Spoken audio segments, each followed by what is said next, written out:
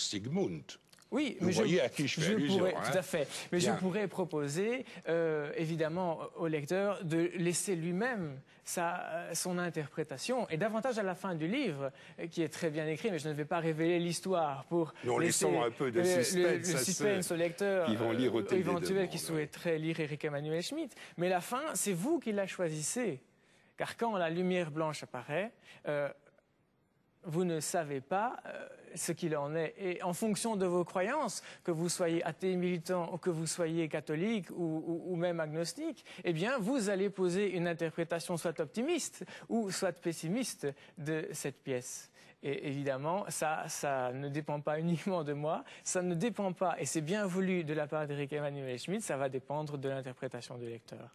Oui, c'est en effet, je pense, là vous avez raison, la conclusion à laquelle on doit aboutir, c'est l'interprétation du lecteur, et vous donnez dans votre livre votre propre interprétation. Et ce qui m'avait un peu interloqué, un peu interpellé à vous lire, et alors que je connais relativement bien, je ne suis pas aussi spécialiste que vous, des écrits d'Éric Emmanuel Schmitt, mais je l'avais pressenti plutôt comme un auteur agnostique. Tout à fait. Or, vous radicalisez, enfin, me semble-t-il, hein, vous radicalisez les choses en mettant en arrière-plan, et vous venez de citer Simon Pierre, ça, etc., en arrière-plan, une série de personnages qui n'ont rien d'agnostique, qui sont des personnalités relevant de la mythologie, enfin, de la légende, de la mythologie chrétienne, ou du message chrétien.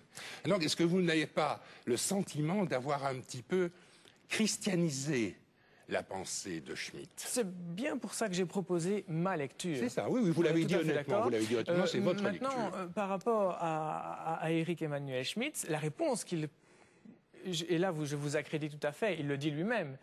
Je suis plutôt agnostique.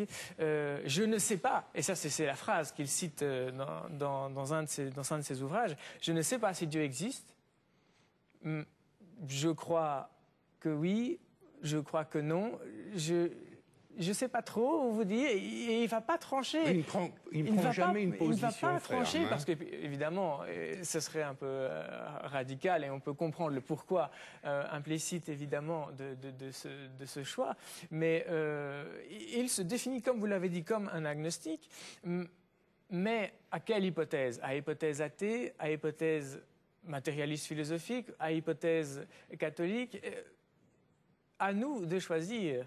Et c'est la même chose pour Oscar et la Dame Rose, c'est la même chose pour son cycle de l'invisible, et on retrouve la même chose dans les autres pièces de théâtre où il n'y a aucune connotation religieuse, ou en tout cas beaucoup moins, et évidemment, c'est tout son génie de l'énigmaticité.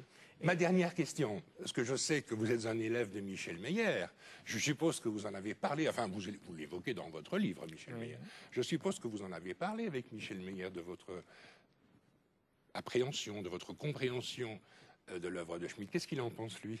Eh bien, évidemment, Michel Meyer le sait, nous sommes diamétralement opposés sur la conception que je propose, dans la mesure, et c'est peut-être ça qui fait qu'on s'entend très bien, justement. C'est un athée confirmé, ça, il n'y a pas de doute. Moi, il le sait très bien que je suis un professeur de religion, en tout cas de formation, mais ça n'empêche pas de faire un très bon travail ensemble.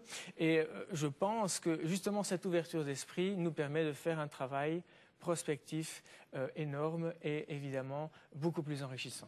Ouverture d'esprit, voilà une expression qui convient parfaitement comme conclusion pour notre émission La Pensée des Hommes. Monsieur Gauthier Vanneau, je vous remercie pour votre présence à notre émission d'aujourd'hui, et je rappelle à ceux qui nous suivent que vous avez écrit un livre qui s'intitule « Et si le coma était comparé à un hôtel des deux mondes », lecture philosophique et théologique du livre d'Éric Emmanuel Schmitt. Merci beaucoup.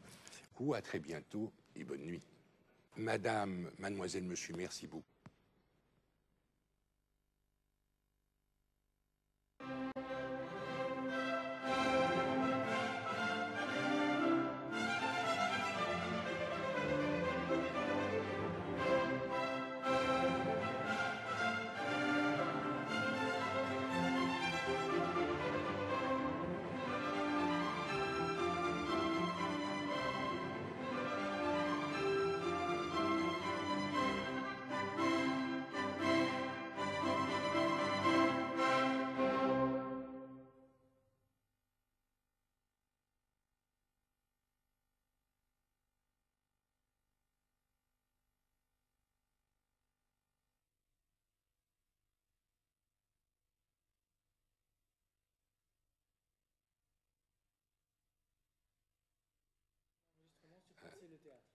Ça, je me souviens pas.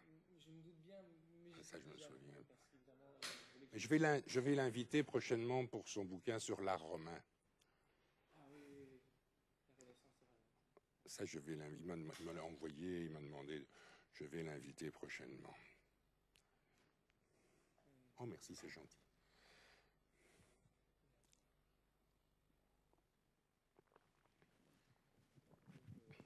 Je ne sais pas si on a une copie en fait de... Ça, vous devez demander à mon secrétariat, mais vous aurez Madame Loire, de toute façon, vous pouvez copier sur votre... quand ça passe. Mais si vous voulez une copie très vite, demandez, téléphonez-lui. Voilà. Moi, je dois faire un petit raccord. Donc, voilà. Je ne vous verrai pas parce que j'ai d'autres choses à faire avant de quitter la maison. Donc, je vous salue maintenant. Merci beaucoup. Et faites bien mon bonjour à Michel. Hein. Ce sera fait ce soir. C'est gentil, merci.